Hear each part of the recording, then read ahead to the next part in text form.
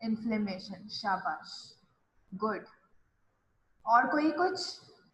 किस किस्म का इन्फेक्शन है ये? किस किस्म का इन्फ्लेमेशन है? कौन है इसका मेन कल्प्रिट? वेरी गुड, सही है। This is how you going to explain के व्हाट इज हेपेटाइटिस। ठीक है, this is inflammation of liver. Itis है, आइटिस का मतलब ये होता है कि वो इन्फ्लेमेशन कहलाया जाता है। ठीक है, एंड हेपेटिक या जो हेपा है, ठीक है, वो हमारे पास बेसिकली निकला ही हेपेटोसाइट से है। और हेपेटोसाइट्स कहाँ होते हैं? लिवर में होते हैं। ठीक है, लिवर के सेल्स को आप हेपेटोसाइट्स कहते हैं। और उसमें कोई इन्फ्लेमेशन हो रहा है या उनकी वजह से कोई इन्फ्लेमेशन हो रहा है जहां पर वो कॉम्प्रोमाइज हो रहे हैं, ठीक है, सेल्स डैमेज हो रहे हैं, ठीक है, तो वो हमारे पास हेपेटाइटिस है, इन्फ्लेमेशन है उसकी सेल्स की। ठीक है, और हमारे पास जो उसका कॉज है वो कौन है? वायरल। ठीक है, अब वायरसेस हमारे पास कितने टाइप्स के हैं? ठीक है, 5 है mainly, A B C D E. ठीक है, आप लोग अगर गौर करो तो बी सी और डी को मैंने बोल्ड किया हुआ है, क्यों? क्योंकि ज्यादातर वही खतरनाक है। ठीक है, ए और ई तो क्योर हो जाते हैं, सी को ओरल रूट है, ठीक है, तो वो इतने ज्यादा खतरनाक नहीं होते हैं। पता है जब ए होगा तो ही उसके साथ ई होता है। ठीक है, ई ज्यादातर प्रेगनेंसी, ठीक है, प्रेगनेंसी इंड्यूस्ड हेपेटाइटिस है बेसिकली। ठीक है, तो लेकिन वो भी फीको ओरल रूट की वजह से हो, बहुत अगर कॉम्प्लिकेशंस हो तो फिर खतरे की बात होती है, वरना बेसिकली ये जो ए और ई वाले इंफेक्शन से सबसाइड कर जाते हैं, वो अक्यूट फेज में चले जाते हैं। ठीक है, बी सी और डी जो है वो हमारे पास बहुत अलार्मिंग हेपेटाइटिस इंफेक्शन है। अगर आप उसको क्योर नहीं करोगे सही तरीके से, अगर उसको सही तरीके से मॉनिटर नहीं करोगे, तो फिर जो है हमारे पास ये बहुत ज्यादा क्रॉनिक कंडीशंस में या क्रॉनिक डिजीजेस में, यहाँ तक के फल्मिनेंट हेपेटाइटिस भी हो सकता है। एंड फल्मिनेंट हेपेटाइटिस क्या है हमारे पास? जाहिर है कि वो हेपेटाइटिस है जिसमें कोई बचने की उम्मीद नहीं होती, that is the fatal hepatitis. ठीक है, क्रॉनिक से भी खतरनाक है। ठीक है, तो ये कॉन्सेप्ट है, सही है। अगेन वही पूरा बहुत खूबसूरत सा ये आप लोगों का बेसिस का चार्ट है, सही है, जिसके अंदर हमें पता है कि हेपेटाइटिस बी और हेपेटाइटिस डी हमारे पास जो है, और हेपेटाइटिस सी। ठीक है, इसी को ही मैंने रेड बोल्ड किया हुआ है। ठीक है, जो कि मैंने वही बात आप लोगों को बताई कि कितना इम्पोर्टेंट है ये पढ़ना भी, क्योंकि उसका जो मोड ऑफ ट्रांसमिशन है वो भी बहुत खतरनाक है। देखो पारेंट्रल तो है, वाया ये जो है हमारा बाय माउथ तो जा ही जा रहा है, लेकिन हमारे पास हेपेटाइटिस बी और सी, ठीक है, इंट्रानेजल जैसे कि ड्रग अब्यूजर्स हैं, और हमारे पास सेक्सुअली कांटेक्ट के थ्रू भी हेपेटाइटिस सी जाता है, ब्लड ट्रांसफ्यूजन के थ्रू भी जाता है, और बी भी जाता है। ठीक है, तो ये हमारे पास इसीलिए बहुत ज्यादा खतरनाक है। और डी इसीलिए बोल्ड में आ जाता है क्योंकि वो बी के साथ डी इन्फेक्शन हो सकता है ना। ठीक है, तो वो हमारे पास को इन्फेक्शन लिखा हुआ है कि 5% को इन्फेक्शन होता है, तो अगर वो को इन्फेक्शन में हो गया तो वो भी खतरनाक ही हो गया, क्योंकि डी जो है वो बी के बगैर होगा नहीं। सही, तो ये हमारे पास इसका ये कॉन्सेप्ट है। इसके अलावा आप देख रहे हो कि इंक्यूबेशन पीरियड अगर आप सबके देखो तो हमारे पास ए और ई का इंक्यूबेशन पीरियड कुछ इतना खास नहीं है, 2 से 6 हफ्ते के अंदर, ठीक है, हमारा इन्फेक्शन ठीक हो जाता है। लेकिन हेपेटाइटिस बी और सी और डी के आप देखो कि वो कितने ज्यादा इंक्यूबेशन पीरियड से कितना ज्यादा हाई है। ठीक है, यानी कि वो वीक से शुरू होते होते जो है वो हमारे पास मंथ्स और फिर ईयर्स तक जा सकता है। ठीक है, क्रॉनिक लिवर डिजीज आप देख रहे हो कि हमारे पास सिर्फ बी सी और डी के अंदर ही हमारे पास क्रॉनिसिटी आती है, ए और ई में नहीं आती है। ठीक है, और इसके अलावा लेबोरेटरी इन्वेस्टिगेशंस में हम लोग जो अक्यूट केसेस हैं उसके लिए हम आईजीएम देखते हैं, और क्रॉनिक केसेस के लिए आईजीजी एंटीबॉडीज देखते हैं। तो ए और ई में तो आईजीएम से पता चल जाता है, या हमने कभी पीसीआर करा लिया, या आरएनए डिटेक्शन, क्योंकि आरएनए वायरस है हमारा, ए जो है हमारे पास आरएनए वायरस है, और ई भी हमारे पास आरएनए वायरस है। ठीक है, ये सारे हमारे पास RNA virus except for hepatitis B, जो कि हमारे पास डीएनए वायरस है, जो हेपेडना वायरस कहलाया जाता है। ठीक है, बाकी आरएनए वायरस से डिटेक्ट करने के लिए पीसीआर करा लेते हो, ठीक है, तो उससे हमें पता चल जाता है। लेकिन चूंकि अक्यूट इन्फेक्शन है तो हम आईजीएम एंटीबॉडीज कराते हैं, उससे भी पता चल जाता है। लेकिन बी सी और डी के लिए हमें आईजीएम आईजीजी दोनों करानी पड़ती है। अगर अक्यूट केस है तो उसमें आईजीएम कराएंगे आप लोग, और अगर क्रॉनिक केस होगा तो आईजीजी कराएंगे। ठीक है, तो ये छोटा सा एक निचोड़ है पूरे चार्ट का जो आप लोगों के बुक के अंदर मौजूद है। सही है, ए और ई का मैंने बता दिया तुम लोगों को, फीको ओरल रूट है, अक्यूट केस है। ठीक है, उसके अंदर हमारे पास कोई क्रॉनिसिटी नहीं आती है। सही है, वो क्योर हो जाता है। सिम्टम्स उसके ऑफकोर्स बहुत ज्यादा जॉन्डिस की तरफ आते हैं, लेकिन फिर वो सबसाइड कर जाते हैं 4 to 6 वीक्स के अंदर अंदर। सही है, और हेपेटाइटिस ई प्रेगनेंसी के अंदर आपको ज्यादा मिलता है। ठीक है, तो अगर फीमेल है और हेपेटाइटिस ई पॉजिटिव है तो सबसे पहले उसकी प्रेगनेंसी हिस्ट्री जरूर पूछनी है। ठीक है, कहीं उसको प्रेगनेंसी, तो फिर वो हमारे पास हो जाता है डिटेक्ट कि यार हाँ इसका, फिर आप देखोगे कि यार फीको ओरल रूट क्या खाया, कैसा किया, फिर वो पूरी हिस्ट्री पे जाओगे। मेन फोकस जो हमें पता होना चाहिए वो हेपेटाइटिस बी और हेपेटाइटिस सी का पता होना चाहिए। और हेपेटाइटिस बी ज्यादा इंपॉर्टेंट है क्योंकि उसी के अंदर हमारे पास थोड़े से एंटीजेंस और एंटीबॉडीज ज्यादा इफेक्ट करते हैं। ठीक है, क्या क्या हो सकता है हमारे पास हेपेटाइटिस बी का अगर हम देखें शुरू में, तो ये देख रहे हो कि अक्यूट इन्फेक्शन है। अक्यूट इन्फेक्शन अब हमारे पास अक्यूट हेपेटाइटिस कॉज कर सकता है, ठीक है, या हमारे पास क्रॉनिक करेगा।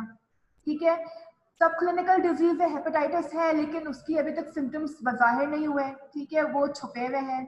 ठीक है, अगर क्रॉनिक केस में जा रहा है तो अभी तक वही उसके वो जो है उसने इन्फेक्शन लिया हुआ है, वो उसके पास मौजूद है, लेकिन अभी तक जाहिर है क्रॉनिक हेपेटाइटिस के कोई इसके पास सिम्टम्स मौजूद नहीं हुए हैं। ठीक है, तो he is still a career.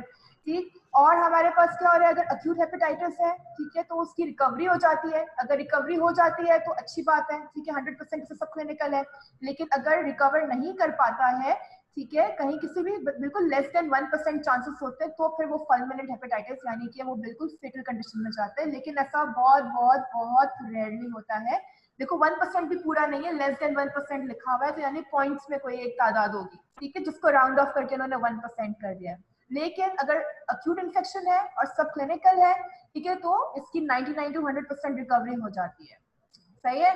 और हमारे पास जो क्रॉनिक हेपेटाइटिस है, ठीक है, उसके अंदर भी हमारे पास जो है वो रिकवरी होती है, लेकिन हेपेटोसेलुलर कार्सिनोमा, आपको पता है हेपेटाइटिस बी और हेपेटाइटिस सी दोनों हेपेटोसेलुलर कार्सिनोमा कॉज करते हैं। ठीक है, हेपेटाइटिस सी तो बहुत ज्यादा करता है, वो क्रॉनिक कंडीशन में ज्यादा जाता है, लेकिन हेपेटाइटिस बी भी जो है वो जो ज्यादा इसके चांसेस हैं कि वो 20 to 30% सिरोसिस से होता हुआ हेपेटोसेलुलर कार्सिनोमा कॉज कर सकता है। ठीक है, रिकवर भी हो जाता है। ठीक है, अगर इसके पास सिम्टम्स इतने खतरनाक नहीं है, सब क्लिनिकल है, और सिरोसिस और हेपेटोसेलुलर कार्सिनोमा होगा तो ऑफ कोर्स वो डेथ होगी। ठीक है, अच्छा, अब ये जो चार्ट है ये सबसे ज्यादा इंपॉर्टेंट है समझने के लिए। बस ये आज के लेक्चर के अंदर जो चीज समझनी है तो वो ये चीज समझनी है। ठीक है, तो बस मेरी सिर्फ रिक्वेस्ट है तुम लोग सबसे कि जो तुम लोग काम कर रहे हो ना फिलहाल, ठीक है, जो साथ साथ जो भी नोट्स लिख रहा होगा या जो कोई दूसरे काम में लगा होगा, वो प्लीज सिर्फ 5 मिनट के लिए जो है ना वो सारे काम छोड़, फिर इसको गौर से सुन ले। ठीक है, उसके बाद जो है तुम लोग चाहो तो फिर अपने नोट्स वगैरह उसको मेंशन कर सकते हो। ठीक है, लेकिन अभी सिर्फ इसको सुनो, ये सुनने वाली चीज है। ठीक है, हमेशा एक बात याद रखो कि वायरस होता है ना, वायरस के पास 2 से 3 चीजें हमेशा मौजूद हैं। एक होता है कोर, CORE कोर, ठीक है, जो कि हमारे पास C से डिनोट हो गया। एक होता है सरफेस, वो जाहिर है वो प्रोटीन है उसका सरफेस होगा। ठीक है, और उसके अंदर कूट कूट के भरा हुआ है एंटीजन। ठीक है, हमारे पास एंटीजन होगा। तो इसके अंदर क्या है, ये जो तुम्हें नजर आ रहा है हेपेटाइटिस बी का डीएनए तुम्हें नजर आ रहा है, डीएनए वायरस है। ठीक है, तो HBV डीएनए वायरस हो गया नंबर 1। ठीक है, AG, ठीक है, एंटीजन को डिनोट किया गया है, और एंटीबॉडीज को डिनोट किया गया है। ठीक है, C जो यहाँ पर है उसको कोर से डिनोट किया गया है, और जो S है उसको सरफेस से डिनोट किया गया है। ठीक है, पहले तो ये बात याद रखो नंबर 1।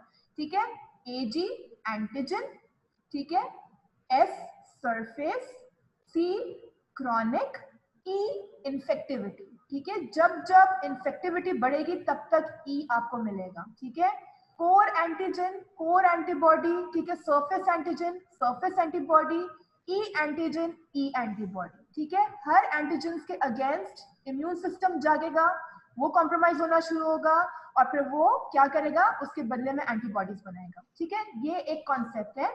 ठीक है, कोर एंटीजन, सरफेस एंटीजन और ई एंटीजन, ठीक है, विच इज इन्फेक्टिव। ठीक है, तो कोर एंटीजन हमारे पास उसके अगेंस्ट क्या बनेगा, कोर एंटीबॉडी बनेगी। सरफेस एंटीजन जिसके अगेंस्ट सरफेस एंटीबॉडी बनेगी। ठीक है, और ई एंटीजन जिसके अगेंस्ट हमारे पास ई एंटीबॉडीज बनेगी। ठीक है, तो ये anti is antibodies and AG is antigen, उसके शॉर्ट फॉर्म्स हैं। ठीक है, IgM हमारे पास chronic infection, sorry acute infection, and IgG हमारे पास क्रॉनिक इन्फेक्शन। ठीक है, ये चीजें याद रखनी। इतना समझ आ गया तुम लोग को? पहले मुझे ये बताओ, फिर मैं तुम लोग को इंटरप्रेट करना सिखाऊं। जल्दी से मुझे बता दो, ये क्लियर हो गया? इतना समझ में आ गया? रोटी लानी सिराज भी के बोलती थी वो, सिराज भी जाएंगे ना साइमा की लेने के लिए, या आप ही हैं? मैं अभी जा रहा हूं, चलें आप मुझसे हमारे लिए भी रोटी मंगा लें।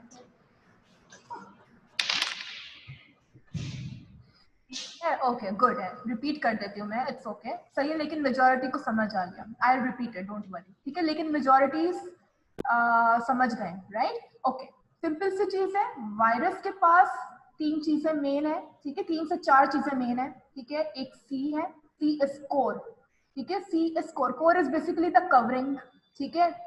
एस इज द सरफेस, ठीक है, सरफेस वायरस का सरफेस होगा, ठीक है। और एंटीजन है, antigen of course it's not a good thing, virus के अंदर से एंटीजन अच्छी चीज नहीं है, वायरस खुद अच्छी चीज नहीं है तो उसके अंदर की कोई चीज अच्छी कैसे होगी, ठीक है, तो एंटीजन भी अच्छा नहीं है, ठीक है। सरफेस है, कोर है, एंटीजन है हमारे पास, और ऑफ कोर्स अगर ये हमारे पास इन्फेक्टिव है तो हमारे पास ई एंटीजन है, ठीक है।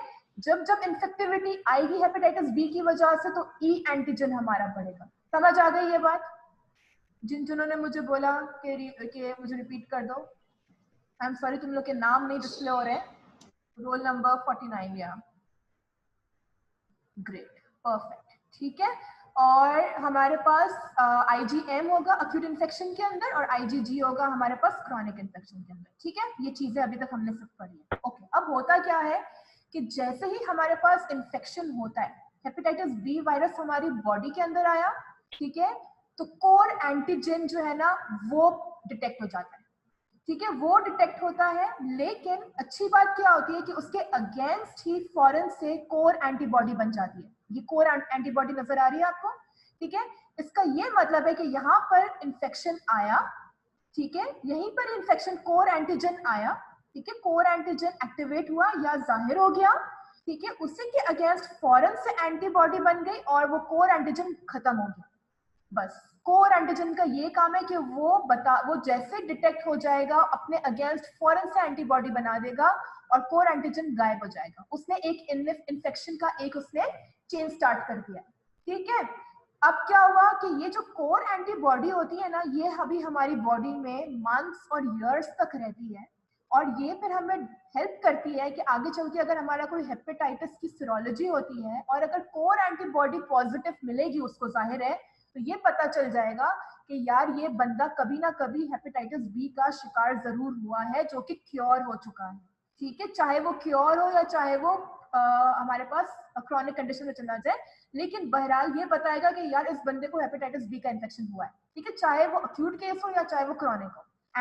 जो कोर एंटीबॉडी है उसकी प्रेजेंस बता देगी, ठीक है। तो जैसे ही कोर एंटीजन हमारा एक्टिवेट, इन्फेक्शन हुआ, इन्फेक्शन से कोर एंटीजन हमारा जो है वो जाहिर हुआ, ठीक है, वो हमारा डिटेक्ट हुआ, उसके अगेंस्ट फौरन से कोर एंटीबॉडी बन गई, कोर एंटीजन हमारा खत्म हो गया, ठीक है। तो ये 4 से 26 वीक्स में आप देख रहे हो ये फौरन से आके फौरन खत्म हो जाता है, ठीक है। फिर क्या होता है कि इसी दौरान,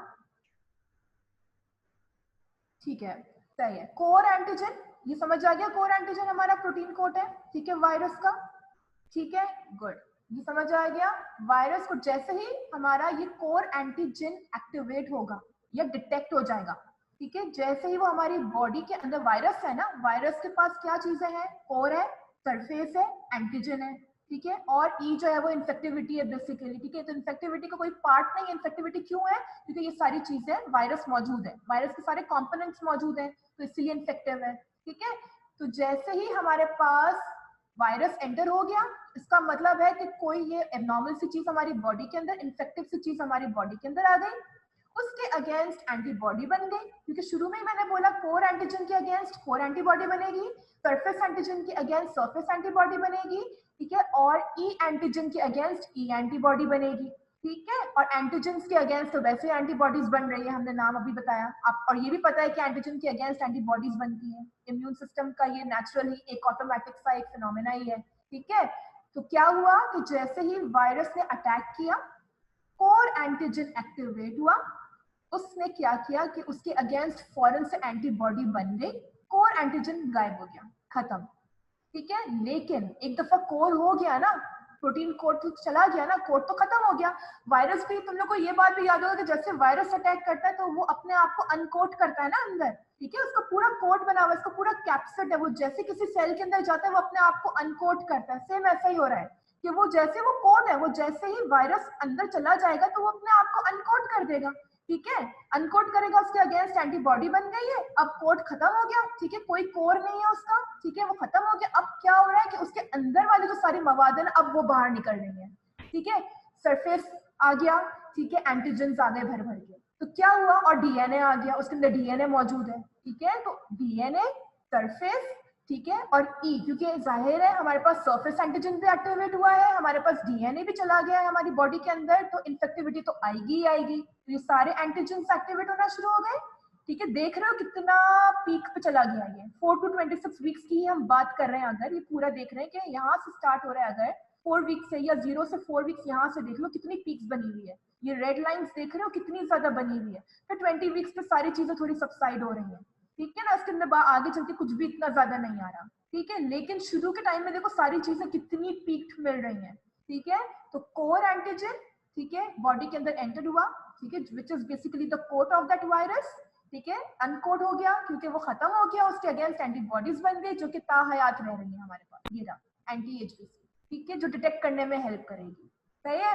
फिर क्या हुआ कि एंटीजन, डीएनए, ठीक है, और ई एंटीजन हमारे एक्टिवेटेड रहे, जिसकी वजह से क्या होगा, सिम्टम्स प्रोड्यूस होंगे, ठीक है, सिम्टम्स में सबसे कॉमनली जॉन्डिस, हमारा लिखा हुआ पीले रंग से भी लिखा हुआ है कि जॉन्डिस है भी पीले रंग का और ये खुद भी पीला है, ठीक है, तो येलो कलरेशन आ रही है तुम लोग को नजर में, सिम्टम्स प्रोड्यूस हो गए, ठीक है, सारे एंटीजन आ गए कि यार कुछ ना कुछ तो होगा, तरकता बरकता, सिम्टम्स आ गए, ठीक है, जॉन्डिस हुआ, फिर क्या हुआ, इन सब के अगेंस्ट एंटीबॉडीज बनना शुरू हो गई, एंटीबॉडीज बन गई, ठीक है, अब अक्यूट फेज है तो हमारे पास कौन सी एंटीबॉडी बनेगी, अक्यूट इन्फेक्शन में कौन सी एंटीबॉडी, कौन सी इम्यूनोग्लोबुलिन एक्टिवेट होगी, जल्दी से 1 मिनट के अंदर बताओ मुझे, वेरी गुड, परफेक्ट, ठीक है, अक्यूट है ना आईजीएम, ये समझ आ गया तुम लोगों को, प्राउड ऑफ यू ऑल, शाबाश, इसका मतलब तुम लोग को सब समझ आ गया, ठीक है, आईजीएम अक्यूट है, और क्रॉनिक में कौन सी इम्यूनोग्लोबुलिन उठेगी, वेरी गुड, परफेक्ट, सही है, तो आईजीएम बनी हुई है, नजर आ रही है ना ये, सही है, आईजीएम अक्यूट फेस है, सही, इसके अलावा हमारे पास क्या हो रहा है, इन सब के अगेंस्ट एंटीबॉडीज बन रही, इन्फेक्टिव, एंटी-एचबीएस, ठीक है, और टोटल एंटी-एचबीसी तो हमारे पास है ही है जो कि हमें ताहयात हेल्प करेगा, सही है, बस इस चार्ट के अंदर यही बात याद रखनी है, सही है, अगेन मैं तुम लोग को जल्दी से क्विक से एक रिकैप दे रही हूँ, core antigen, surface antigen, E antigen, ठीक है, ये 3 चीजें हैं जो कि खतरनाक है, कोर एंटीजन, वायरस का अटैक हुआ, कोर एंटीजन हमारा डिटेक्ट होना शुरू हुआ बॉडी के अंदर, सेल के अंदर, जैसे कोर एंटीजन गया उसके अगेंस्ट एंटी जो है वो एचबीसी यानी कोर एंटीबॉडी बन गई, कोर एंटीजन खत्म हो गया, ठीक है, उसकी अनकोटिंग हो गई होगी, जाहिर है तो वो खत्म ही हो गया, फिर सरफेस एंटीजन, ठीक है, उसका डीएनए, क्योंकि वायरस सब जब खुला है पूरा तो उसके अंदर से उसके सारे मवाद बाहर निकल रहे हैं, उसका सरफेस निकल गया, उसका डीएनए निकल गया और इन्फेक्टिविटी आ गई, इन सब ने सिम्टम्स प्रोड्यूस करना शुरू कर दिए, जॉन्डिस सबसे टॉप ऑफ द लिस्ट आया, फिर आहिस्ता आहिस्ता क्या हुआ कि ये 4 से 12 वीक्स के अंदर ये सारा जो सारे सिम्टम्स है सारे ये हमारे चल रहे हैं, देख लो रेड लाइन से डिनोट हो रहे हैं, एंटीबॉडीज बनना शुरू हो गई, जैसे ही एंटीबॉडीज बनेगी वो एंटीजेंस को मारेगी, उसको डीएक्टिवेट करेगी और ये हमारी रिकवरी पीरियड आ जाएगा, ये समझ आ गया, very good, thank you so much for the appreciation, समझ आ गया, सिर्फ एंटीजेंस का खेल है इसके अंदर और कुछ भी नहीं है, ट्रस्ट मी इसके अंदर कुछ नहीं है, सिर्फ एंटीजन है, ठीक है, एंटीजन पता होना चाहिए कौन सा एंटीजन कब आके कब गायब हो जाएगा बस, ठीक है, परफेक्ट है। अब इसके अंदर क्रॉनिक के अंदर क्या होगा, क्रॉनिक के अंदर अगर तुम लोग देखो, सही है, सिंपल सा क्रॉनिक है, ठीक है, इसमें देख रहे हो कि हमारे पास ये एंटी एचबीसी तो ताहयात रह रहा है, ठीक है, अब क्रॉनिक कंडीशन के अंदर हमारे पास यहाँ पर एंटीबॉडी इन्फेक्टिविटी हमारे पास आ रही थी ना यार, ठीक है, यहाँ पर हमारे पास इन्फेक्टिविटी ही जो है वो बता रहा था कि वो इन्फेक्शन कितना ज्यादा खतरनाक है, क्योंकि सब चीजें आ रही थी तो ही हमारे पास इन्फेक्टिविटी बढ़ रही थी, ठीक है, अब इसके अंदर चीजें देख रहे हो कि इसके अंदर सारी चीजें रिकवर तो कर रही है, लेकिन यहाँ पर ई का जो रोल है वो फिर से आ गया है, इसका ये मतलब है कि हमारे पास क्या हुआ है कि जो इन्फेक्टिविटी है, जो एंटीजन है वो पूरी तरीके से गए नहीं है, वो चले जा रहे हैं, देख रहे हो, चला ही जा रहा है, एंटीजन मौजूद ही है, उसके अगेंस्ट कोई एंटीबॉडी बन ही नहीं रही है, ठीक है, उसके अगेंस्ट कहीं भी कोई एंटीबॉडी का कहीं जिक्र आ रहा है सिवाय कोर के, ठीक है, नहीं, क्योंकि जब ऐसी सिचुएशन आ जाए जब एंटी एचबीई बनने की जरूरत पड़े तो उसका ये मतलब है कि इन्फेक्टिविटी मौजूद है और सरफेस एंटीजन चले ही जा रहा है, देखो चले जा रहे हैं, डीएनए चले ही जा रहा है, ई एंटीजन चले ही जा रहा है, उसके अगेंस्ट फिर से एंटीबॉडी ई बन रही है, और बाकी कोई सरफेस एंटीबॉडी बनी हुई नजर आ रही है? नहीं। अक्यूट फेज था, अक्यूट फेज खत्म हो गया, यहाँ पे क्रॉनिक फेज शुरू हो गया। आईजीजी लिखना चाहिए इनको, लेकिन आईजीजी नहीं लिखा हुआ है, जो अंडरस्टूड ही हो गया कि यार ये क्रॉनिक फेज है तो आईजीजी तो पॉजिटिव मिलेगा ही मिलेगा फॉर श्योर। ठीक है, तो आईजीएम हमारे पास अक्यूट है, ठीक है, वो अक्यूट फेज गुजर गया, आईजीएम का रोल खत्म, आईजीजी का रोल शुरू, बाकी सारे एंटीजेंस हयात चल रहे, ईयर्स तक चल ही रहे, मंथ्स टू ईयर्स तक। और एंटी एचबीसी तो कॉमन आपको पॉजिटिव मिलेगा ही मिलेगा, ठीक है। और एंटी एचबीई वापस से आ गया, फिर उसने अपनी इम्यूनिटी जाहिर की, खत्म हुआ, फिर हमारे पास जब वापस से ईएजी जो है रहेगा तो वो एंटी एचबीई वापस से आएगा। तो इस तरह से वो सारे एंटीजेंस प्रोलॉन्ग चलेंगे, उसके अगेंस्ट एंटीबॉडीज इतनी अच्छी नहीं बनेगी और इन्फेक्टिविटी ज्यादा से ज्यादा होगी, इसलिए ई एंटीजन जो है वो पॉजिटिव रहेगा और उसके against IgG is there in chronic infection. बस इसको इससे कंफ्यूज मत करो कि एंटी एचबीई बनेगा तो आईजी नहीं, IgG is there for chronic infection. जहां पे क्रॉनिक डिजीज आ गया ना उधर IgG याद रखो, बस जैसे IgM याद रखा है, ठीक है। IG और वैसे भी this is the common sense के एंटी एचबीई क्रॉनिक कंडीशंस के अंदर ही बनेगा। ज्यादा क्रॉनिक कंडीशंस होंगी ना तो उसके अगेंस्ट देखो एंटीबॉडी फिर से बन गई हमारे पास। फिर क्यों बने? क्योंकि हमारे पास ये मंथ्स टू ईयर्स तक इन्फेक्टिविटी चली रही है, इधर चल रही है, इधर वीक्स में खत्म है, ईयर्स में कुछ है ही नहीं, ठीक है। ये समझ आ गया बी का? बस सिर्फ ये बता दो मुझे, बाकी की लाइफ पूरी आसान है। Window phase when there are no symptoms, बंदा is affected but there are no symptoms, ठीक है, कोई सिम्टम्स प्रोड्यूस हो रहे, this is the window phase. बस मतलब आपने खिड़की खुली रख दी है भाई के, हाँ भाई तू आ जा, ठहर जा, लेकिन अभी कुछ नहीं करना, दैट्स इट। सही है, क्लियर हो गया सबको? बी समझ आ गया?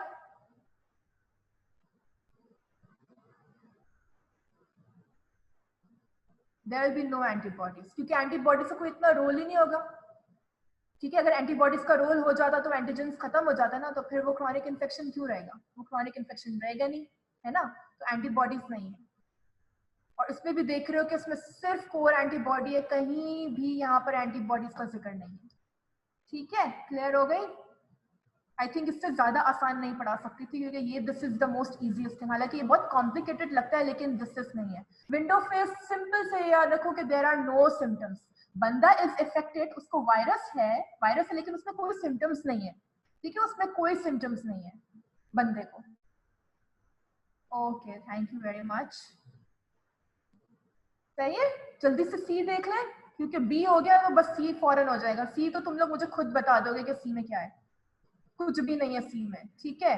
ओके, तो हमारे पास अब देख लेते हैं कि नॉर्मल हेपेटोसाइट्स पता है कैसे हैं, ठीक है। आप देख रहे हो कितने अच्छे हेक्सागोनल सेंट्रली प्लेस्ड न्यूक्लियस होते हैं, ठीक है। लेकिन हेपेटाइटिस बी का जब इन्फेक्शन होता है ना तो उसके अंदर हमारे पास ये देख रहे हो अब तुम्हारे ये सारे हेपेटोसाइट्स की क्या हालत हो रही है, ग्राउंड ग्लास हेपेटोसाइट हो रहे हैं, ये नजर आ रहा है, ग्राउंड ग्लास सेल नजर आ रहा है, उसके अंदर साइटोप्लाज्म बहुत ही ज्यादा पिंकी हो गया है, बहुत क्लियर हो गया है, ठीक है, बहुत ही, उसके अंदर न्यूक्लियस भी थोड़ा बहुत पेरिफेरी की तरफ डिस्प्लेस होना शुरू हो गया, ठीक है। ये हमारे पास क्या, देखो ये भी है हमारे पास, ये सारे हमारे पास ग्राउंड ग्लास अपीयरेंस कहलाए जाते हैं। When there is clear cytoplasm, pinkish clear cytoplasm में nucleus is displaced towards the periphery, ठीक है। लेकिन अगर हम उसको नॉर्मली अगर हम देखें नॉर्मल हेपेटोसाइट को, कितने प्यारे से ये देखो एक एरो बना हुआ है इसके अंदर, इसको ही देख लो कि इतना प्यारा सा जो है वो हमारे पास हेक्सागोनल काइंड बोल सकते हो, सॉरी मेरे अगर ये हेक्सागोनल है तो ठीक है, डायमंड शेप कह दो चलो, और सेंट्रली प्लेस्ड न्यूक्लियस है, कोई भी एक न्यूक्लियस तुम्हें पेरिफेरी की तरफ डिस्प्लेस हुआ हुआ नजर नहीं आएगा, ठीक है, जैसे कि ये हमारे पास है। अगर हम कुछ एक दो एक्सेप्शंस को छोड़ दें, लेकिन मेजॉरिटी देखो ये सेंट्रली प्लेस्ड है, ये सेंट्रली प्लेस्ड है, ये सेंट्रली प्लेस्ड है, ठीक है। ये सारे हमारे पास जो है वो अच्छे से डायमंडी शेप हेक्सागोनल काइंड ऑफ, ठीक है, सेल्स है और सेंट्रली प्लेस्ड होता है। लेकिन इसके अंदर हेपेटाइटिस बी के अंदर ग्राउंड ग्लास अपीयरेंस क्यों होती है? क्योंकि सरफेस एंटीजन की एक्यूमुलेशन हो रही होती है। तो जब भी सरफेस एंटीजन एक्यूमुलेट होगा लिवर सेल्स के अंदर तो ये ग्राउंड ग्लास अपीयरेंस देगा, एंड ग्राउंड ग्लास हेपेटोसाइट्स या ग्राउंड ग्लास सेल्स आपको हेपेटाइटिस बी इंफेक्शन में मिलेंगे, ठीक है। ये हमारे पास मॉर्फोलॉजी होती है, सही, this is how the cell looks, ठीक है। ये बहुत प्रोमिनेंट था इसलिए इसको मैंने एनिमेटेड समझाया, बाकी भी है लेकिन ये थोड़ा ज्यादा अच्छा समझ आ रहा था, सही। हेपेटाइटिस सी इंफेक्शन, सही है, क्या होता है हमारे पास, मेनली जो अक्यूट इंफेक्शन है वो ज्यादातर क्रॉनिक कंडीशंस में चला जाता है, ये पता भी है आप लोगों को, क्रॉनिक कंडीशन होगी या फुलमिनेंट होगा, फुलमिनेंट इसकी फेटल कंडीशन, एंड क्रॉनिक हमारे पास क्या है, स्टेबल डिजीज होगी, तो वो 80% ठीक है स्टेबल हो जाती है, ठीक है, लेकिन हमारे पास ज्यादातर सिरोसिस और हेपेटोसेलुलर कार्सिनोमा दोनों का 50-50% रेशियो है, ठीक है। तो अक्यूट इन्फेक्शन रेजोल्यूशन का तो चांसेस बहुत कम होते हैं, मतलब बहुत लकी बंदे होते हैं जो इनिशियल स्टेज पे ही, मतलब 10-15% वाले, ठीक है, जो इनिशियल स्टेज पे ही अक्यूट इन्फेक्शन में ही सही हो जाते हैं, लेकिन ज्यादातर 85% इसके क्रॉनिक इन्फेक्शन है। अब क्रॉनिक में भी स्टेबिलिटी आती है और अनस्टेबिलिटी आती है, स्टेबिलिटी डिजीज हो जाती है और इनस्टेबिलिटी अगर होगी तो वो सीए या सिरोसिस की तरफ जाते हैं, ठीक है। तो ये हमारे पास हेपेटाइटिस सी इन्फेक्शन है, आरएनए वायरस है हमारे पास, तो ये कुछ भी नहीं है इसके अंदर। क्या होता है उसके अंदर, हेपेटाइटिस सी वायरस है, ठीक है, हमारे पास हेपेटाइटिस बी और C which is susceptible for chronic progression, hepatitis C virus, ठीक है। बी का अभी हमने पढ़ा कि उसका रेजोल्यूशन पावर कितना अच्छा है, लेकिन अगर वो क्रॉनिक करेगा वो कब करेगा, कि जब हमारे पास जाहिर है वायरस बहुत ज्यादा आपस से बाहर होगा, जब हमारे पास एंटीबॉडीज नहीं बनेगी। तो सी इज, ऑल्दो उसके पास एक ही एंटीजन है, आरएनए ही है जो कि सारे काम तमाम कर रहे हैं, लेकिन खतरनाक आरएनए ये अपना हेपेटाइटिस सी वायरस है, बी इतना नहीं है, ठीक है। बी का तुमने ये तुम परसेंटेजेस भी अगर याद रखो तो परसेंटेजेस के अंदर भी हमारे पास जो अक्यूट फेज है तो वो अच्छा खासा हमारे पास है, ठीक है, कम से कम 80-85% तक है, और क्रॉनिक जो जाते हैं हेपेटाइटिस बी का वो 15-20% जाता है, लेकिन हेपेटाइटिस सी का अगर तुम ये देखो पीछे, ठीक है, तो उसी के अंदर ही ये लिखा हुआ है कि हमारे पास क्रॉनिक हेपेटाइटिस 85% जाता है। तो hepatitis C is more susceptible for chronic progression, hepatitis B उस सूरत में है जब अक्यूट फेज से रिकवर नहीं कर पाया। Clear? I am so impressed, तुम लोग इतने अच्छे सवाल पूछ रहे हो, उसका ये मतलब है कि तुम लोग सब गौर से सुन रहे हो। Thank you very much for listening and thank you very much for following the orders, क्योंकि यही चीज सिर्फ समझने की, बाकी सिर्फ सुनने की है, ठीक है। तो हेपेटाइटिस सी का क्या होगा हमारे पास, देख लो, ये हेपेटाइटिस सी आरएनए वायरस, ठीक है, वो हमारे पास 2 to 26 अगर वीक्स की बात करते हैं तो शुरू के ही कुछ हफ्तों के अंदर हमारे पास एंटीजन आरएनए डिटेक्ट होगा, उसके अगेंस्ट एंटीबॉडी बनेगी, एंटी एचसीवी, जो कि हमारे पास मंथ्स टू इयर्स तक पॉजिटिव रहेगी, जो हमें इंडिकेट करेगी यार इस बंदे को हेपेटाइटिस सी वायरस हुआ था, ठीक है। और हमारे पास इसमें क्या होगा, प्रोलॉन्ग के इसके अंदर कोई एंटीबॉडी नहीं बन रही है, वायरस ही वायरस मौजूद है, देख रहे हो, ये पहले 1 से 3 वीक्स तक सबसाइड हुआ, फिर वापस से कुछ महीनों के अंदर पीक उठी उसकी, फिर वापस नीचे गया, फिर वापस से इयर्स में चला गया, ठीक है। तो हेपेटाइटिस सी का यही कॉन्सेप्ट है, ठीक है। जैसे ही हेपेटाइटिस सी वायरस बढ़ेगा, सिम्टम्स जॉन्डिस होना शुरू हो जाएंगे, ठीक है, उसके अगेंस्ट एंटीबॉडी बनेगी रिकवरी फेज के अंदर, ठीक है। लेकिन जब हमारे पास क्रॉनिक फेज होगा, फुलमिनेंट होगा, तो उसमें सिर्फ वायरस ही वायरस मौजूद होगा, कहीं आपको एंटीबॉडी नजर ही नहीं आ रही। तो कौन सी इम्यूनोग्लोबुलिन आपको मिलेगी इसके अंदर, जिसके बारे में आप सोच सकते हो क्रॉनिक इन्फेक्शन में कौन सी इम्यूनोग्लोबुलिन उठेगी?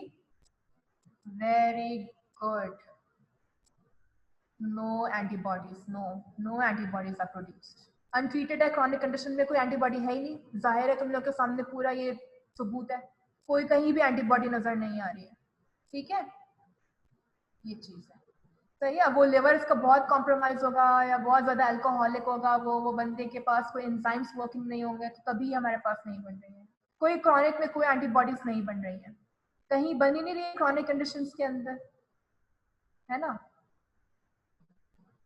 हेपेटाइटिस अगर हमारे पास अक्यूट फेज होगा ना, ठीक है, हम पीसीआर आरएनए कराते हैं ना, तो उसके अंदर फिर हमें एंटीजन ही मिलेगा, हमें एंटीजन ही डिटेक्ट होगा, ठीक है, हमें एंटीजन ही डिटेक्ट होगा, एंटीबॉडीज हमें क्रॉनिक फेजेस में तो होंगे नहीं, और हमें क्रॉनिक फेज में फिर एंटीबॉडीज को डिटेक्ट करने की जरूरत ही नहीं होगी जब हमें एंटीजन मिल जाएगा, तो है ना।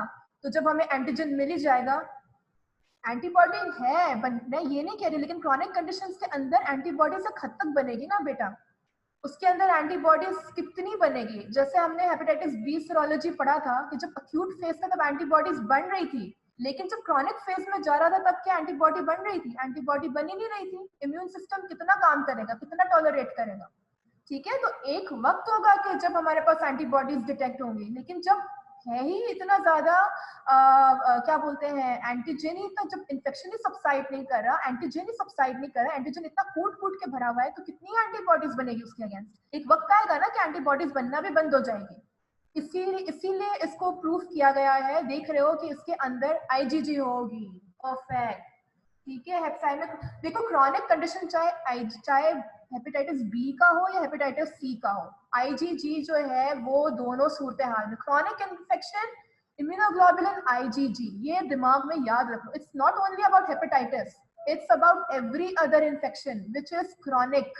कहीं भी कोई भी क्रॉनिक बैक्टीरियल इन्फेक्शन भी अगर होता है ना, क्रॉनिक फंगल इन्फेक्शन भी होता है, तो पूछा जाए कि बेटा बता दो कौन सा इम्यूनोग्लोबुलिन मिलेगा, आईजीजी, आंख बंद करके बोलना है.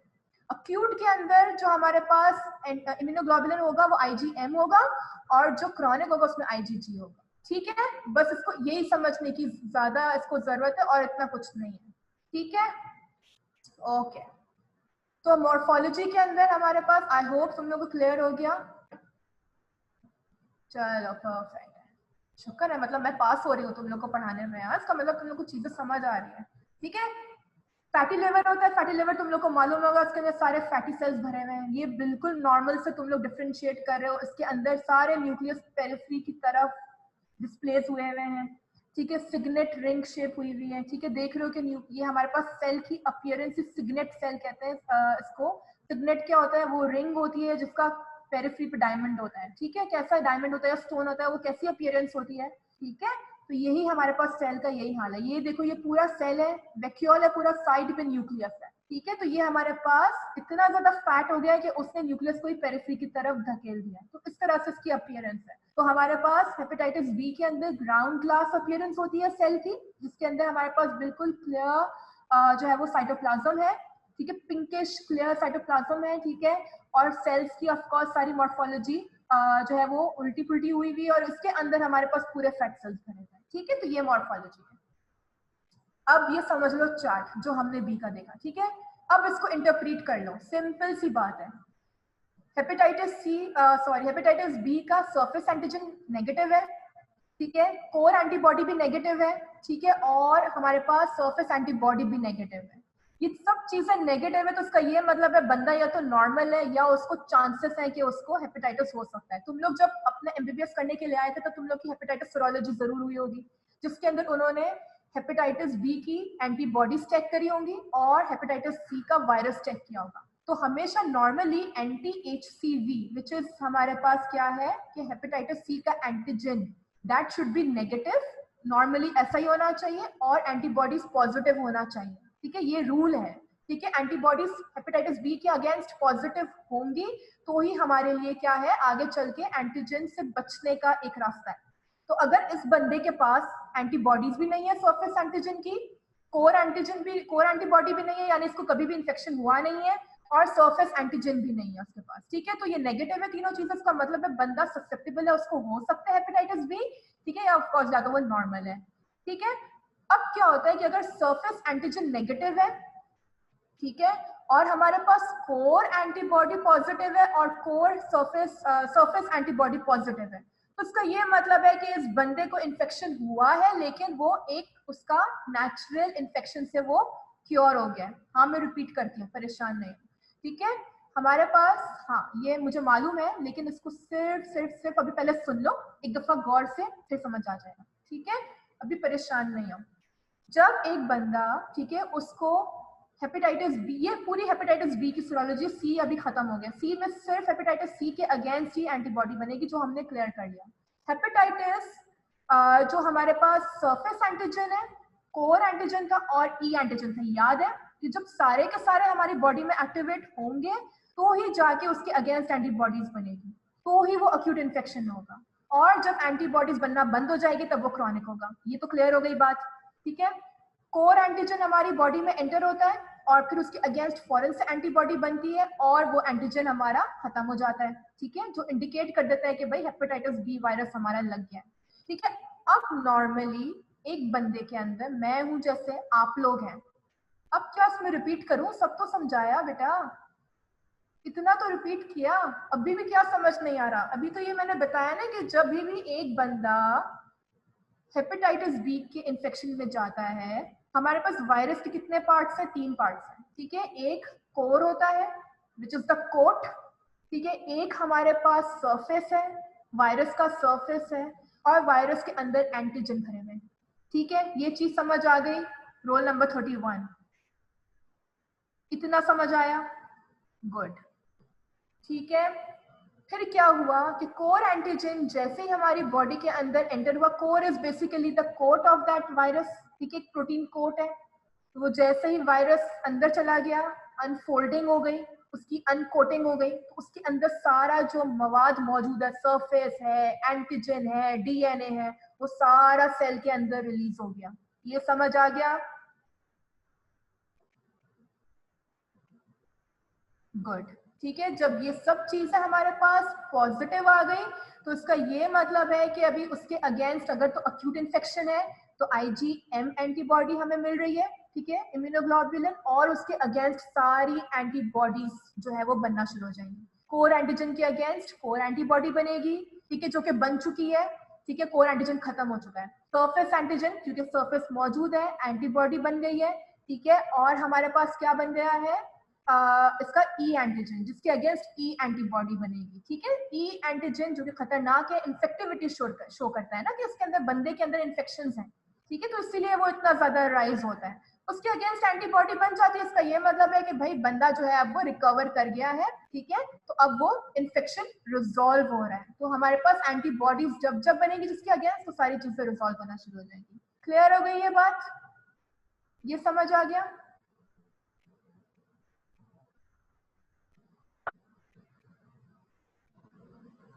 गुड, सही है, ये समझ आ गया। अब देखो इस सिरोलॉजी में क्या कह रही है। सरफेस एंटीजन बना, ठीक है, सरफेस एंटीजन नेगेटिव है तो अच्छी बात है ना यार, ये अच्छी बात है कि सरफेस एंटीजन नहीं है यानी वायरस नहीं है। एंटी HBC नेगेटिव है, ये भी अच्छी बात है, इसका ये मतलब है ये बंदा कभी भी जो है वो हेपेटाइटिस बी के कोर एंटीजन से वाकिफ ही नहीं हुआ, यानी इसको हेपेटाइटिस बी ने अटैक ही नहीं किया, अच्छी बात है। लेकिन एंटीबॉडी जो सरफेस एंटीबॉडी है वो इसके पास नहीं है, ठीक है, अच्छी बात भी है, लेकिन बुरी बात इसलिए है कि अगर उसको इन्फेक्शन होगा, ठीक है, तो उसके पास चांसेस है ना कि उसको इन्फेक्शन हो जाएगा, क्योंकि उसके पास कोई प्रोटेक्शन नहीं है। मैंने ये कहा कि एंटी HBS नॉर्मली हमारी बॉडी के अंदर मौजूद होना चाहिए। अगर हम हॉस्पिटल सेटअप में काम कर रहे हैं तो हमारे पास antibodies to surface hepatitis B, जो सरफेस एंटीबॉडी है, मौजूद होनी चाहिए। अगर नहीं होती है तो हमें यहाँ पे कहा जाता है कि अपने आप को इम्यूनाइजेशन करें। बचपन में हेपेटाइटिस के टीके लगे होंगे ना यार, ठीक है, तो उसके अंदर ये जो है हेपेटाइटिस बी की एंटीबॉडी हर किसी को लगती है, जो कि हेपेटाइटिस बी इन्फेक्शन से बचाती है सबको। तो अगर किसी बंदे को हेपेटाइटिस बी का वैक्सीनेशन नहीं लगा है या उसके अंदर किसी भी वजह से हेपेटाइटिस बी की एंटीबॉडी, सरफेस एंटीबॉडी मौजूद नहीं है, तो इसका ये मतलब है कि ये बंदा इन्फेक्शन या तो उसको नहीं है या तो उसके पास चांसेस हैं कि उसको इन्फेक्शन होगा। ये समझ आ गई बात? ये क्लियर हो गया?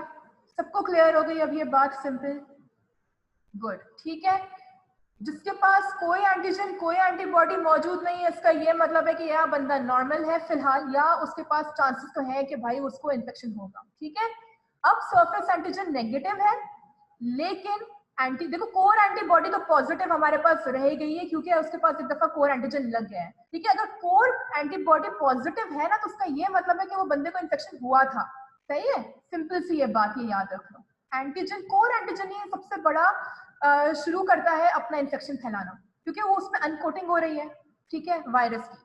तो जब भी हमारे पास क्या हुआ कि सरफेस एंटीजन नेगेटिव है, ठीक है, और हमारे पास कोर एंटीबॉडी और हमारे पास सरफेस एंटीबॉडी दोनों पॉजिटिव है, तो इसका ये मतलब है कि बंदा जो है वो इन्फेक्टेड था हेपेटाइटिस बी से, लेकिन अब वो हमारे पास क्योर हो गया है, अक्यूट इन्फेक्शन था। अगर क्रॉनिक होता तो क्या एंटीबॉडीज बनती नेगेटिव होता ना, ये भी नेगेटिव होता है ना। अगर हमारे पास सारी चीजें हमारे पास नेगेटिव हो जाती, अगर हमारे पास सारी एंटीजन पॉजिटिव होती, ये पॉजिटिव होता, ठीक है, for example surface antigen positive होता और ये दोनों चीजें नेगेटिव होती, उसका मतलब बंदा जो है वो क्रॉनिक इन्फेक्शन में मुब्तला है, ठीक है। क्लियर हो गई ये बात? अब चूंकि इसके पास सरफेस एंटीजन नेगेटिव आ गया है और बाकी एंटीबॉडीज पॉजिटिव हो गई है, तो उसका ये मतलब है कि ये बंदा इन्फेक्टेड था हेपेटाइटिस बी वायरस से, लेकिन अब वो इम्यून हो चुका है, यानी उसका इन्फेक्शन क्योर हो चुका है, ठीक है, उसकी एंटीबॉडीज बन गई। So this is immune due to natural infection which has been cured. समझ आ गई? ठीक है, परफेक्ट। अब क्या हुआ कि सरफेस एंटीजन भी नेगेटिव है, कोर एंटीबॉडी भी नेगेटिव है, लेकिन एंटीबॉडी हमारे पास सरफेस एंटीजन की पॉजिटिव। इसका ये मतलब है कि बंदा नॉर्मल है, वैक्सीनेटेड है। ठीक है, वही वाली बात कि अभी तुम लोग मेडिकल कॉलेज ज्वाइन किया था, हेपेटाइटिस सीरोलॉजी हुई होगी जिसमें सी और बी का चेक हुआ, बी एंटीबॉडीज मौजूद थी, जिनकी कम होगी उनको डॉक्टर ने कहा होगा बेटा जाओ जाके इम्यूनोग्लोबुलिन्स लगा लो, ठीक है, क्योंकि तुम्हें बचाएगा ये वायरस से। और जिसकी ऑलरेडी मौजूद थी तो उसके लिए तो पॉजिटिव, उसकी तो बल्ले बल्ले। ठीक है, so this should be normally present in your body. ठीक है, तो एंटी एचबीएस पॉजिटिव है, लेकिन हमारे पास एंटीबॉडी कोर एंटीबॉडी नेगेटिव है। इसका ये मतलब है कि उसको कभी भी कोर एंटीजन भी नहीं मिला, यानी कि इसको वायरस से इसका वास्ता ही नहीं पड़ा। ठीक है, और सरफेस एंटीजन भी नहीं है। इसका ये मतलब है कि इसको हेपेटाइटिस बी वैक्सीनेशन हुई। ठीक है, क्लियर, गुड। ठीक है, अब क्या है कि अब ये देखो सिंपल सी चीज हो गई, अब ये समझ आ जाएगी। हेपेटाइटिस हमारे पास एस एंटीजन भी मौजूद है, ठीक है, एंटीबॉडी भी मौजूद हो गई है कोर की, एंटीजन का मतलब था, ठीक है, आईजीएम आ गया है, ठीक है, और अभी तक एंटीबॉडी बनी नहीं है। ठीक है, आईजीएम है, तो कौन सा इन्फेक्शन हो गया ये, अक्यूट इन्फेक्शन। ठीक है, आईजीएम मौजूद है, सही, क्लियर है, यानी सरफेस एंटीजन बन चुका है, कोर एंटीबॉडी बन चुकी है, यानी कि कोर एंटीजन इसको मिल चुका होगा, और अभी तक सरफेस एंटीबॉडी बनी नहीं है उसके अगेंस्ट। ठीक है, तो अक्यूट इन्फेक्शन है, यानी अभी बन जाएगी कुछ ऐसे में। ठीक है, क्रॉनिक के अंदर क्या हो जाएगा, हमारे पास सिंपल है, सरफेस एंटीबॉडी हमारे पास पॉजिटिव है, ठीक है, एंटी एचबीसी हमारे पास पॉजिटिव हो गया है, ठीक है, हमारे पास एंटीबॉडी बन गई है, आईजीएम नेगेटिव है। ये ट्विस्ट है, इसकी जगह क्या होना चाहिए कि ये पॉजिटिव हो जाए, आईजीएम की जगह मैं ऐसी क्या चीज लिखूं कि इसके अंदर पॉजिटिव आ जाइए। वेरी गुड, समझ आ गया इसका मतलब सबको। ठीक है, तो ये ट्विस्ट है। ठीक है, ये इसीलिए मैंने जान के ये चार्ट लगाया है ताकि तुम लोग को इस क्विज का मतलब समझ में आ जाए। तो आईजीजी एंटी एचबीसी पॉजिटिव होता, ठीक है, तो ये हमारे पास क्रॉनिकली इन्फेक्टेड होता, और आईजीएम एंटी एचबीसी चूंकि नेगेटिव है तो क्रॉनिकली इन्फेक्टेड है। सही, बस ये याद रखो। और लास्ट में हमारे पास क्या है कि अगर कोई हमारे पास इंटरप्रिटेशन सरफेस एंटीबॉडी उसकी अभी बनी नहीं है ना, आईजीजी, अभी इसके पास हमारे पास आईजीएम नहीं आया है ना, तो इसका मतलब आईजीजी होगा। ठीक है, इसके पास ये चीज है कि हो सकता है इसके लिए हमें वीक्स और ड्यूरेशन देखनी पड़ेगी, तो ड्यूरेशन प्रोबेबली उसकी बहुत राइज कर गई होगी।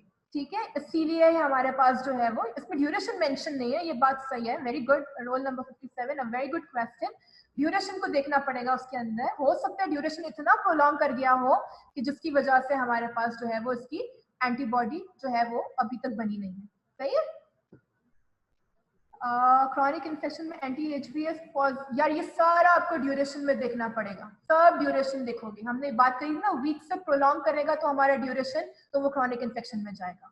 ठीक है, वीक्स तक अक्यूट इन्फेक्शन है, क्रॉनिक इन्फेक्शन ड्यूरेशन जैसे ही करेगा और एंटीबॉडीज नहीं बन रही, इसका मतलब बंदा क्रॉनिक इन्फेक्शन में। ठीक है, सो ऑल द गेम या ऑल द खेल इज ऑफ द ड्यूरेशन। ठीक है, एंड लास्ट में हमारे पास क्या है कि क्यों हमारे पास ये पॉजिटिव नेगेटिव रिजल्ट्स आ सकते हैं किसी भी वजह से। ठीक है, कि हमारे पास या तो इंटरप्रिटेशन जो है वो क्लियर अनक्लियर क्यों हो सकती है, नेगेटिविटी पॉजिटिविटी क्यों आ सकती है, इन्फेक्शन रिजॉल्व हो गया हो, ठीक है, या हमारे पास फॉल्स पॉजिटिव जो है वो सीरोलॉजी हो गई हो, क्रॉनिक इन्फेक्शन हो लेकिन लो लेवल का हो, और हमारे पास एक्यूट इन्फेक्शन खत्म हो रहा। ठीक है, तो कभी कभी फॉल्स चीजें भी आ सकती है। खैर ये तो एक एडिशनल पॉइंट है, लेकिन ये चीज है ना 1 2 3 4 5 ये समझ आ गई तुम लोग सबको, तो मैं जल्दी से आगे तुम लोग को नेक्स्ट 5 मिनट और रह गए हैं, ठीक है, वो बता सकते हैं जी। आई रियली होप तुम लोग को समझ आ गई है ये बात, यही चीज समझने की थी।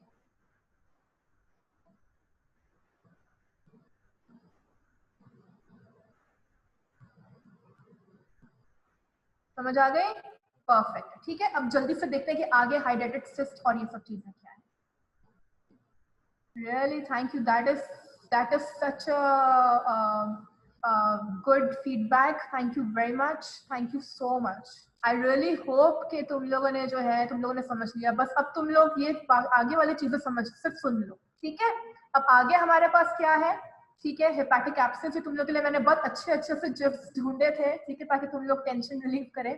ठीक है, हेपेटिक एब्सेस हमारे पास एंटोमीबा हिस्टोलाइटिका है। Thank you so much, that is such a huge compliment for me guys, thank you so much, thank you very much for always appreciating it. ठीक है। एंटोमीबा हिस्टोलाइटिका हमारे पास क्या होता है, intestinal protozoa है, ठीक है। इंटेस्टिनल प्रोटोजोआ या क्या चीज है वो, जो कि हमारे पास ज्यादातर डायरिया कॉज करते हैं, ठीक है, जो इंटेस्टाइन्स को या हमारे जीआईटी को इफेक्ट करते हैं, ठीक है। Thank you very much guys, thank you so much, ठीक है, थैंक यू सो। और तुम लोग सुनते हो सारे लेक्चर्स तो मुझे खुशी होती है, ठीक है। तो एंटोमीबा हिस्टोलाइटिका, ठीक है, हमारे पास क्या है कि इंटेस्टिनल प्रोटोजोआ है, ठीक है, जो कि जीआईटी को इफेक्ट करेगा, जिसके अंदर लिवर मेनली, ठीक है, और हमारे जीआईटी आता है, हमारा इंटेस्टाइन्स आते हैं, ठीक है। लिवर एब्सेस कॉज करता है, अमीबिक डायसेंट्री कॉज करता है, dysentery is the stool which contains blood basically, ठीक है। अब इसकी लाइफ साइकिल में सिंपल दो चीजें बनती है, ट्रोफोजोइड और एक नॉन मोटाइल सिस्ट होता है। ट्रोफोजोइड क्या होता है, उसके पैर होते हैं, उसके पास फिलामेंट्स होते हैं, तो वो मूव करता है, इसीलिए जब मूव करने की कैपेसिटी है तो इसलिए वो एक्स्ट्रा इंटेस्टिनल डिजीजेस कॉज कर सकता है, यानी कि वो जीआईटी से निकल के वो लंग में भी जाएगा, वो ब्रेन में भी जाएगा, ठीक है, तो वो लिवर में तो जाता ही जाता है, ठीक है। तो ये हमारे पास जो है trophozoite basically extra intestinal diseases cause करता है। और सिस्ट है तो सिस्ट हमारे पास ज्यादातर पेट में ही रहता है, तो वो डायरिया वायरिया इतना कॉज नहीं करता, वो नॉर्मल स्टूल्स के अंदर भी डिटेक्ट हो जाता है, ठीक है। ये इसकी सिंपल सी लाइफ साइकिल है, ठीक है। हमारे सिस्ट इंजेस्ट हो गए, अब सिस्ट जो है वो या तो ट्रोफोजोइड फॉर्म में आते हैं या वो सिस्ट में ही रहते हैं, ठीक है। अब जो सिस्ट होगा, ठीक है, वो हमारे पास देख रहे हो यहाँ पर ABCD बहुत अच्छी सी है, तुम लोग की बुक में नहीं, माइक्रो की बुक के अंदर है, ठीक है। तो इसके अंदर देख रहे हो ये सारे जो बी है, ये हमारे पास एक्स्ट्रा इंटेस्टिनल डिजीजेस कॉज कर रहा है, जो कि मेनली ट्रोफोजोइड कॉज करता है, ठीक है। लिवर को इफेक्ट किया, लंग को इन्फेक्ट किया, ब्रेन को इन्फेक्ट किया, ठीक है। लेकिन जो हमारे पास इंटेस्टिनल डिजीजेस है वो बेसिकली कोलन के अंदर ही रहे, ठीक है, तो कोलन के अंदर ही रहती है। ये हमारे पास इस तरह से पूरा ट्रोफोजोइड नजर आता है, ठीक है, जिसके अंदर न्यूक्लियस होता है और इसके अंदर आरबीसीज इंजेस्टेड होते हैं, सही।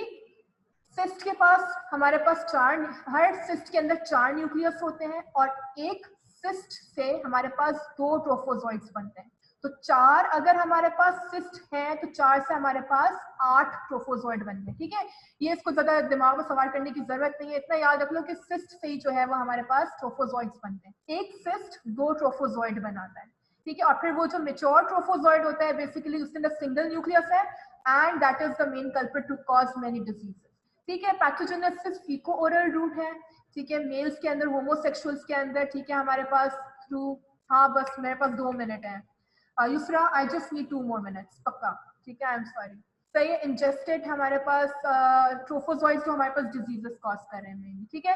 हिस्टोपैथोलॉजी के लिए हमारे पास अल्सर्स बनाते हैं जिसको फ्लाश शेप अल्सर कहते हैं, ठीक है, फ्लाश शेप अल्सर्स है मेनली, ये बात याद रखने की है इसके अंदर, दैट्स इट। 2-3 चीजें, एंटोमीबा हिस्टोलाइटिका इंटेस्टिनल प्रोटोजोआ है, ठीक है, ट्रोफोजोइड सिस्ट फॉर्म में है, सिस्ट से ही ट्रोफोजोइड्स बनते हैं, ट्रोफोजोइड्स जो है वो एक्स्ट्रा इंटेस्टिनल डिजीजेस कॉज करता है जो कि ब्रेन, लंग और लिवर को इफेक्ट कर रही है, ठीक है। और हमारे पास जो अल्सर्स बनाते हैं वो फ्लाश शेप अल्सर्स होते हैं, ऐसा लगता है किसी ने कोई गड्ढा खोद दिया है, ऐसे अल्सर्स नजर आते हैं, ठीक है। क्या हो गया हमारे पास क्लिनिकल फाइंडिंग्स के अंदर, डायसेंट्री होगा, लोअर एब्डोमिनल पेन होगा, बहुत क्रॉनिक कंडीशंस के अंदर वेट लॉस होगा, फटीग होगा, ठीक है। ग्रैनुलोमेटस इन्फेक्शन भी बनता है हमारे पास बहुत ज्यादा क्रॉनिक केस के अंदर, ठीक है। एप्सिस फॉर्मेशन हो रही होती है जिसके अंदर बेसिकली इसको एप्सिस इसलिए कहते हैं क्योंकि उसके अंदर वो एनकोवी पेस्ट होता है, anchovy is a kind of fish, ठीक है, जिसका पेस्ट लोग बहुत ज्यादा, जो इंटरनेशनली जो लोग होते हैं वो खाते हैं ज्यादा शौक से, क्योंकि बहुत ही ज्यादा टेस्टलेस होता है, ठीक है। तो उसकी अपीयरेंस जो होती है वो बेसिकली एनकोवी पेस्ट की तरह है, ठीक है। और इसके अंदर हमारे पास क्या हो रहा होता है कि ये लोब्स, हमारे जो राइट लोब है मेनली वो अफेक्टेड होता है, उसके जो एब्सिसेस होते हैं वो ही ज्यादा इफेक्ट करते हैं और उन्हीं की वजह से जो है वो हमारे लंग, ठीक है, और हमारे दूसरे एरियाज ऑफ द बॉडी को जा सकता है, ठीक है। तो राइट साइड तो डायफ्राम से होता हुआ लंग में जाके, फिर लंग से होता हुआ ब्रेन में जाके, तो ये इन्फेक्ट कॉज कर सकता है, ठीक है। स्टूल एग्जामिनेशन कराओगे, PCR कराओगे इसको डायग्नोज करने के लिए, और ट्रीटमेंट के लिए आप मेट्रोनिडाजोल देते हो, ठीक है। ये मेडिकली ट्रीट हो जाता है, ठीक है, अगर हमारे पास क्रॉनिक नहीं जा रहा है तो। अगर क्रॉनिक जाएगा तो भी सर्जरी की जरूरत, तो भी सोच के करते हैं, लेकिन उसको ड्रेनेज की इतनी जरूरत नहीं होती है, ठीक है।